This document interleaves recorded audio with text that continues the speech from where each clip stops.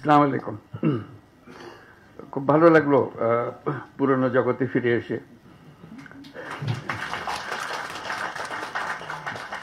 পুরনো লোকজনকে দেখে আরো ভালো লাগলো।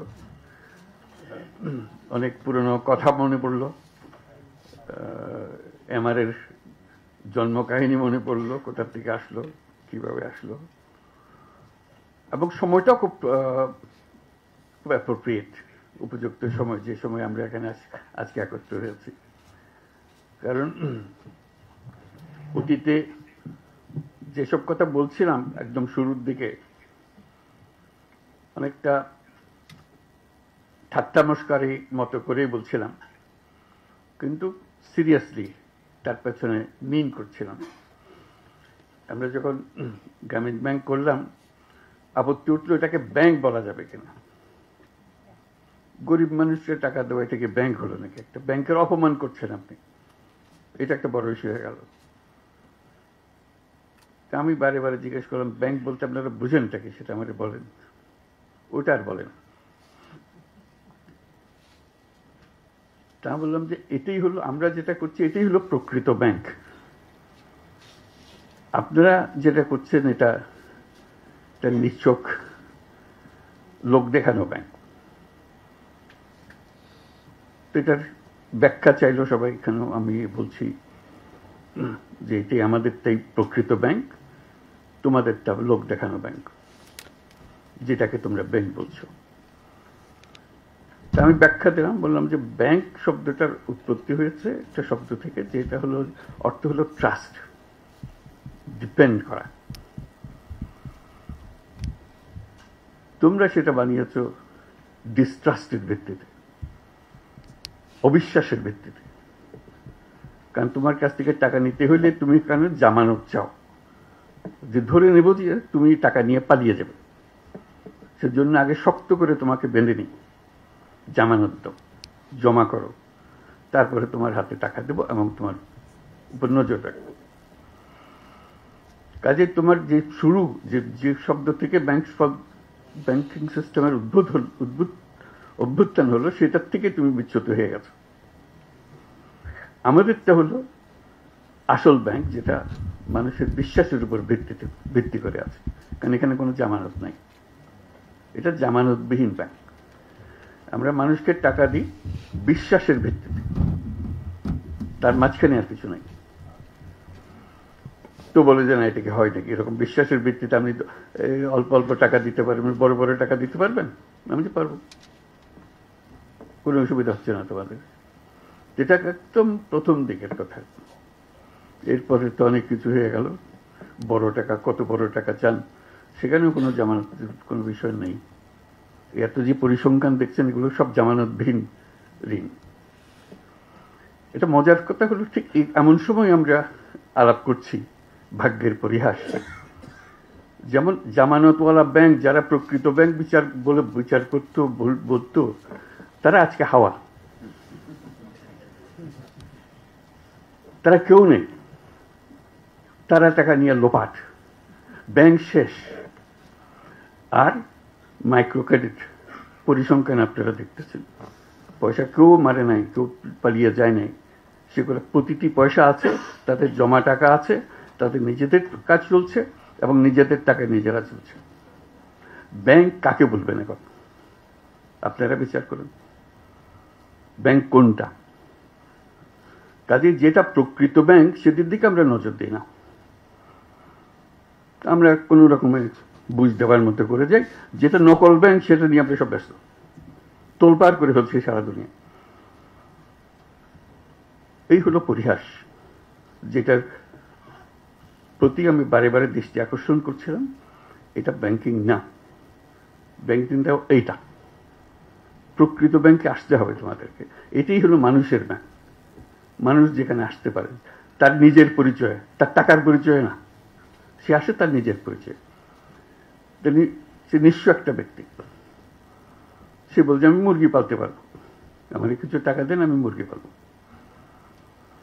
তার একটা বিশ্বাস, সে বিশ্বাসের উপরে ভিত্তি করে আপনি টাকাটা দিচ্ছেন, এবং তার সঙ্গে কাজের একটা কায়দা, নিয়ম কানুন তৈরি করে দেন, সে সেটা অনুসরণ করে। সে বলে নাই যে আমার জমি বন্ধক দিতে হবে, আমি তো জমি নাই, শুরুতেই নাই, বন্ধক দেব কিসে? কাজে এটা উল্লেখ করলাম এই জন্য, যেটাকে আমরা খুব হালকাভাবে পৃথকভাবে বলছি, সেটা কিন্তু ভবিষ্যৎ, সেটাই প্রকৃত ব্যাংকিং, সেটাই হবে আগামী দিনের ব্যাংকিং, যেটাতে মানুষ নিজের পরিচয়ে কাজ করবে, নিজের বিশ্বাসের উপরে ব্যাংকিং চলবে, এই টাকা পয়সার উপরে ব্যাংকিং না। কাজে এটি হলো একটা সময়ের ব্যাপারে, আজকে ঠিক অ্যাপ্রোপ্রিয়েট সময় হলো কথাটা বুঝিয়ে বলার জন্য। রেগুলেটরি অথরিটির সৃষ্টি হলো কেন? যখন গ্রামীণ ব্যাংক শুরু হলো, প্রত্যেক এনজিও চেষ্টা করলো, এটা এত প্রসিদ্ধ হয়ে যাচ্ছে, এত নাম করছে, যেহেতু টাকা ফেরত পাচ্ছে, টাকা দিলে টাকা ফেরত পাওয়া যায়, তো সবাই চেষ্টা করলো যে আমরাও কিছু করি না কেন, আমরাও তো গরিব মানুষ নিয়ে কাজ করি। প্রত্যেক এনজিও চেষ্টা করলো যে এটা করুক, ক্রমে ক্রমে প্রসার হতে আরম্ভ করলো। ক্রমাগতভাবে এর মধ্যে নানা রকমের নতুন নতুন জিনিস ঢোকাতে আরম্ভ করলো, নতুন আইডিয়া নিজেদের সুবিধার জন্য করতে আরম্ভ করলো। এটা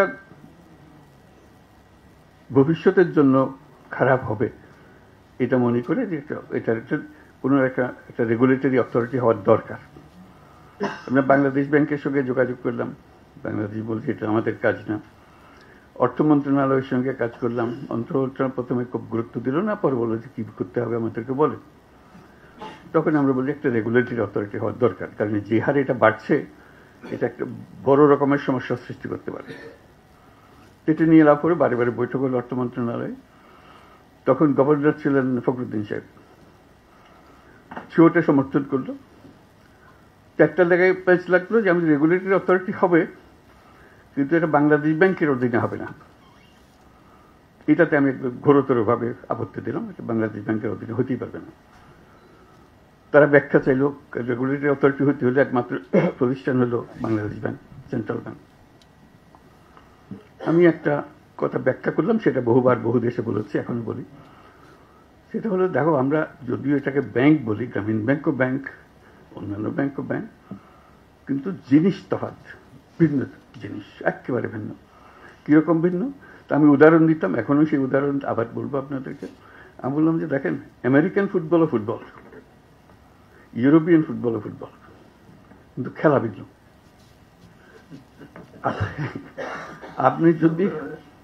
আপনি যদি ইউরোপিয়ান ফুটবলের রেফারিকে নিয়ে আমেরিকান ফুটবল চালাতে চান, ইট উইল বি ডিজাস্টার, পাগল হয়ে যাবে সবাই। আপনি বলছেন যে বাংলাদেশ ব্যাংকে দিয়ে, সেন্ট্রাল ব্যাংকে দিয়ে ক্ষুদ্র ঋণ রেগুলেট করবেন। বাংলাদেশ ব্যাংক তো ক্ষুদ্র ঋণ জানেই না, সে তো ইউরোপিয়ান ফুটবলের রেফারি, তাকে রেগুলেটরি অথরিটির দায়িত্ব দেওয়া ঠিক হবে না। বলছে আমরা পৃথকভাবে করবো, আমরা পৃথকভাবে করলেও এটা বাংলাদেশ ব্যাংকের জিনিস হবে, এটাকে একটু ভিন্ন করতে হবে। এইটা নিয়ে বহুদিন ঝগড়া হলো, তো অবশেষে রাজি করালাম, ফখরুদ্দিন রাজি হলো যে হ্যাঁ এটাকে পৃথক করা হবে, পৃথকভাবে হবে। তখন কথা উঠলো যে একজন ডেপুটি গভর্নরকে দিয়ে এটা প্রধান হবে না। আমি বলছি না, তাহলে আবার এটাকে নিচে নামিয়ে ফেললে গভর্নরকে এটা প্রধান হতে হবে, তাহলে এটা গুরুত্ব পাবে। ডেপুটি গভর্নরকে দিলে সে গুরুত্ব পাবে না। এটা নিয়ে আবার ঝগড়া হলো, মতবিরোধ হলো, অবশেষে সেটাও রাজি হলো।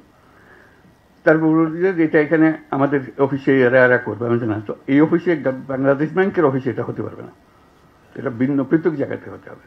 মানুষ যেন জানে তার রেগুলেটরি অথরিটি ওইটা। বাংলাদেশ ব্যাংকের সঙ্গে কনফিউজ করে ফেললে বাংলাদেশ ব্যাংকের ইনফ্লুয়েন্স আসতে থাকবে, যেই করো ওই করো, এটা ঠিক হবে না। অবশেষে সেই হলো, আজকে সেটা নতুন বিল্ডিং হলো। এটি হলো আমার শেষ বক্তব্য, যে আমি খুব খুশি হলাম যে এটা পৃথকভাবে হয়েছে, খুব সুন্দরভাবে হয়েছে। যারা পৃথকভাবে করেছে তারা বাংলাদেশ ব্যাংকের অনেক লোক ছিল, কিন্তু তারা জিনিসটা বোঝার চেষ্টা করেছে এবং সেই যে বোঝার প্রতি সম্মান করে তারা সেই নিয়মকানুনগুলো করেছে। তারা যদি বাংলাদেশ ব্যাংকের অন্যান্য ব্যাংকের যে রেগুলেটরি নিয়মকানুন এগুলো এটার উপরে যদি স্থাপন করতো, তাহলে মাইক্রো ক্রেডিট সেদিনই শেষ হয়ে যেত, ওরা আর খুঁজে পাওয়া যেত না। তারা যেহেতু এটাকে সম্মান করেছে, বোঝার চেষ্টা করেছে, সেটার নিয়ম ধরে ধরে তারা অগ্রসর হয়েছে, তার জন্য আজকে এতদূর অগ্রসর হতে পেরেছে। আমি তাদেরকে বাহবা দিচ্ছি, ধন্যবাদ দিচ্ছি। বাংলাদেশ ব্যাংকের যারা এখানে এসে কাজ করেছেন এবং এই মাইক্রো ক্রেডিট রেগুলেটরি অথরিটি এতদূর নিয়ে এসছে, তাদের সবাইকে অভিনন্দন জানাচ্ছি যে এই কাজটা এত দূরে নিয়ে আসে। আরেকটা ফল হলো, এই সমস্যা শুধু বাংলাদেশের না, যে দেশে মাইক্রো ক্রেডিট হয় সে দেশেই প্রবলেম হয় রেগুলেশন। কারণ এটা সেন্ট্রাল ব্যাংকের কোনো ব্যাংকিং নিয়মের মধ্যে পড়ে না, এক্সিস্টিং ব্যাংকিং নিয়ম। তো আমি বারে বারে বলে আসছি তোমাদের এত কথা চিন্তা করার কারণে, বাংলাদেশ অলরেডি এর সমাধান দিয়ে দিয়েছে। Micro credit regulatory authority, just follow them, তাদের নিয়ম কানুন নিয়ে আসো, তোমরা সেভাবে করো। বহু দেশ সেটা অনুসরণ করেছে। তারা যেহেতু দেখছে যে এটা বড় হচ্ছে, এটাকে সামাল দিতে হবে, কাজে এটা মাইক্রো ক্রেডিট রেগুলেটরি অথরিটি শুধু যে বাংলাদেশের জন্য কাজ করেছে তা না, এটা আন্তর্জাতিকভাবে অনেক দেশের সহায়ক হয়েছে, সাহায্য করেছে যে জিনিসটা করে দেওয়ার জন্য। তো সেটার জন্য আমি অভিনন্দন জানাচ্ছি মাইক্রো ক্রেডিট রেগুলেটরি অথরিটিকে, যেটা পৃথিবীতে একটা দৃষ্টান্ত স্থাপন করার জন্য, একটা অধ্যায় সৃষ্টি করার জন্য। মাইক্রো ক্রেডিটের যে কন্টিনিউয়াম যেভাবে এটা চলছে, তার মধ্যে মাইক্রো ক্রেডিট রেগুলেটরি অথরিটির একটা বিরাট অধ্যায়। এটা ছোটখাটো জিনিস না। কাজে এই সম্মান, এই ঐতিহাসিক গুরুত্ব আমরা তাদেরকে দেব, অবশ্য পৃথিবী দেবে, দেশ দেবে, যে গুরুত্বপূর্ণ ভূমিকা তারা পালন করেছে এবং সুন্দরভাবে পালন করেছে। সেই জন্য আমরা তাদেরকে ভাবা দিচ্ছি এত সুন্দর করে পালন করে। এটা সহজ জগৎ নয়, এটা নিশ্চিত করে বলতে পারি এটা সহজ জগৎ নয়, কিন্তু তারা এই এই জগৎকে অত্যন্ত সুন্দরভাবে পরিচালনা করেছে এবং করছে। ভবিষ্যতে আশা করি আরো সুন্দরভাবে এটাকে পরিচালনা করবে। অনেকগুলো বিষয় আছে, আমি মাঝে মাঝে কথাগুলো বলেছি, আজকেও আবার বলি, সুযোগ পেয়েছি, যে এখন আমরা এমন স্তরে এসেছি, মাইক্রো ক্রেডিটের যেটা পরিসংখ্যান এখানে দেওয়া আছে, আর নতুন চিন্তা করতে হবে। এখানে মাইক্রো ক্রেডিট ব্যাংক স্থাপন, এটা এখন এনজিও। কাজে এনজিওর থেকে উত্তরণ হতে হবে। এনজিও পর্যায়ে রয়ে গেলে এটা ঠিক আবার ওই ব্যাংকিং মেজাজে আসবে না। মেজাজে আসতে হলে তাকে ব্যাংক হতে হবে। এই মাইক্রো ক্রেডিট ব্যাংক নামে একটা আইন করতে হবে, যেটা আইনের কথা আভাসিক নিতে আমরা পাচ্ছি এখানে। এটা পরিষ্কারভাবে এটা নতুন একটা ব্যাংক হতে হবে, নতুন একটা আইনে। সেটা regulatory authority, micro credit regulatory authority হতে পারে, ভিন্ন অথরিটি হতে পারে, কিন্তু we need a separate banking law. যেখানে এখন যেটা পরিসংখ্যানে দেখছেন, তারা সদস্যদের সঞ্চয় নিতে পারে, বাইরের কারোর ডিপোজিট নিতে পারে না। এটা একটা তার সীমাবদ্ধতা। সীমাবদ্ধতার ফলে তাকে ওপরের কাছে হাত পাততে হয়, দায়বদ্ধ হতে হয়। কেন হবে? সে এত সুন্দর ব্যাংকিং করে, আরেকজনের হাতে হাত পেতে কেন করবে? সে তার মধ্যে কি অভাব আছে যেটা সমবায় ব্যাংকে ছিল, এদের কাছে নেই। সমবায় ব্যাংকে আপনারা ব্যাংক বলছেন, মাইক্রো ক্রেডিট ব্যাংকে আপনারা ব্যাংক বলবেন না, তাকে সেই অধিকার দেবেন না। কি পাশ করতে হবে তাকে এটা করার জন্য? সে সব কিছু পাশ করে এসছে। কাজে আমার মনে হয় এটা সময় এসছে যে এটা মাইক্রো ক্রেডিট ব্যাংক আইনে করা। এরকম একটা প্রস্তাব একটি দেশকে দিতে গিয়ে বিপদেও পড়ছি আমি। সে খুব বিপদের কথা বলি। তারা বহু বিরাট মাইক্রো ক্রেডিট প্রোগ্রাম করেছে, সারা দেশ জুড়ে করেছে, বিশাল দেশ।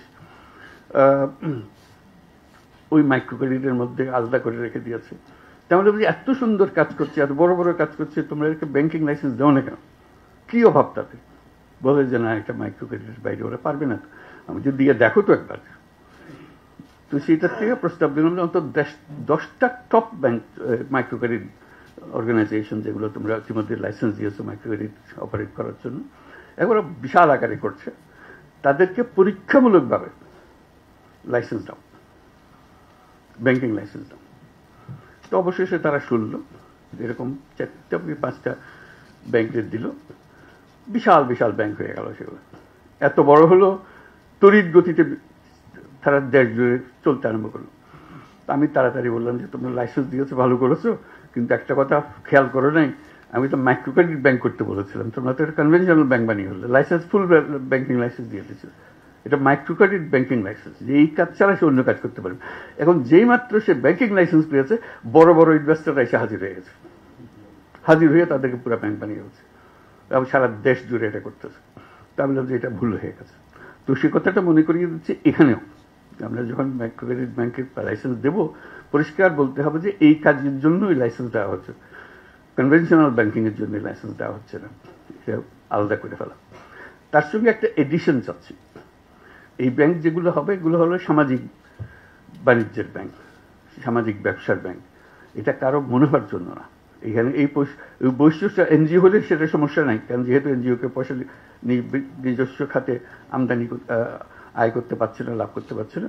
যেই মাত্র ব্যাংকিং লাইসেন্স দেওয়া হবে, কেউ বলছে ঠিক আছে আমি ব্যাংকিং লাইসেন্স নিলাম, আমি এখন টাকা রোজগার করবো। এখানে লাইসেন্সের মধ্যে, আইনের মধ্যে থাকবে এটা একটা সামাজিক ব্যবসার প্রতিষ্ঠান হবে, অর্থাৎ মালিক এর কাছ থেকে কোনো মুনাফা নিতে পারবে না। এবং মালিক সদস্যরা, মাইক্রো ক্রেডিটের একটা বৈশিষ্ট্য, সদস্যরা মালিক হয়। কাজে যেমন গ্রামীণ ব্যাংকে মালিক হয়েছে ব্যাংকের মালিক, গ্রামীণ ব্যাংকের 90% মালিকানা হলো না, গ্রামীণ ব্যাংকের যারা ঋণ গ্রহীতা তারাই হলো তাদের মালিক, এবং তারাই বোর্ডে বসে, তারাই নিয়ন্ত্রণ করে। কাজে ওই রকম একটা কিছু যে ব্যাংকিং লাইসেন্স হবে, যেখানে তারাও পার্টিসিপেট করবে, তাদের জন্য তারা মুনাফা পাবে। কিন্তু যারা ঋণ গ্রহীতা নয়, কোয়ালিফাই করে না, সেই রকম যারা ইনভেস্টর, তারা তাদের কাছ থেকে মুনাফা নিতে পারবে না। এই একটা বিশেষ অংশ তার মধ্যে থাকতে হবে। দ্বিতীয় অংশ যেটা থাকতে হবে, যেটা আমরা বারে বারে জোর করছি, এই পুরো গ্রামীণ মাইক্রো ক্রেডিট গ্রামীণ ব্যাংক সৃষ্টি হওয়ার মূলে যেটা ছিল, এটার আইডিয়া যে মানুষ মাত্রেই উদ্যোক্তা। এটি হলো অন্যান্য জিনিসের থেকে যে আমরা পৃথক করলাম। মানুষ মাত্রই উদ্যোক্তা, সে চাকরি চাইবে না, নিজে উদ্যোক্তা হবে। এই উদ্যোক্তা হওয়ার জন্য তাকে আমরা হাতে সরঞ্জাম তুলে দিচ্ছি, যে কারণে সে উদ্যোক্তা হতে পারবে।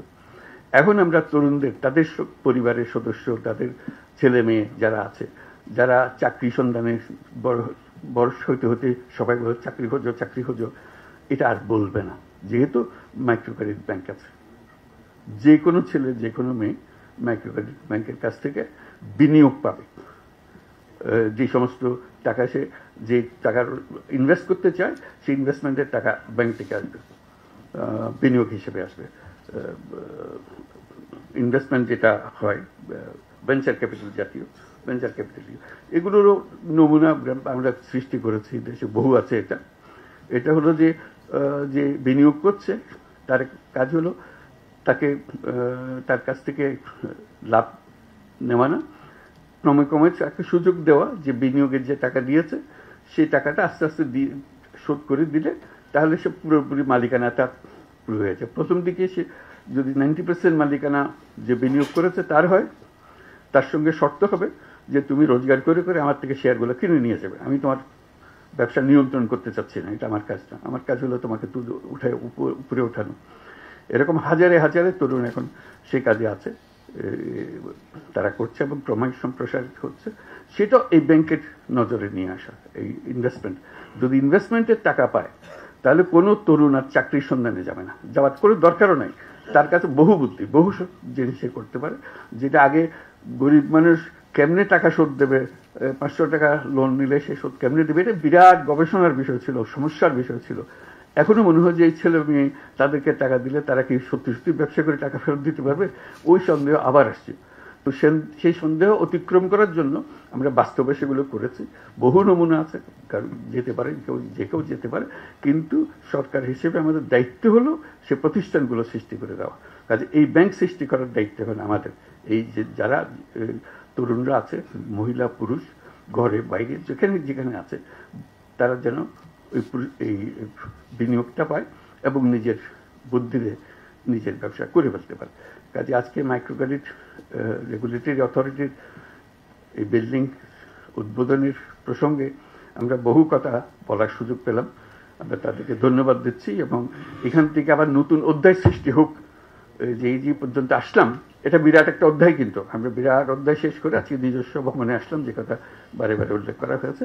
এখান থেকে আমাদের যাত্রা কোন দিকে নিয়ে যাবে সেটাও আমরা আজকে স্থির করলাম। সবাইকে ধন্যবাদ।